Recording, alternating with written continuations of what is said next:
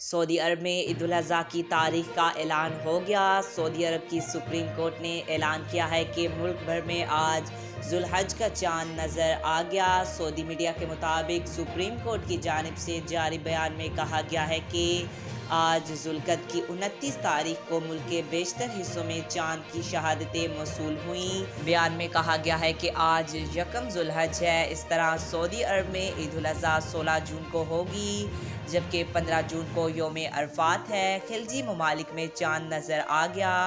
Saudi अरब ने इस साल दुनिया भर से हाजियों की रिकॉर्ड तादाद में आने के पेश नज़र हज की खसूसी इंतजामात किए हैं। अरफात में गर्मी की शिद्दत को कम करने के लिए सड़कों पर सफ़ेद पेंट भी किया गया है। ख्याल रहे कि पाकिस्तान में जुल्हज का चांद देखने के लिए रोयत हलाल कमेटी का इजलास आज बरोज़ जुम्मे को होगा। आज तक के लिए इतना ही। मज़ीद ऐसी मालूमाती वीडियो देखने के लिए हमारे चैनल को सब्सक्राइब करें।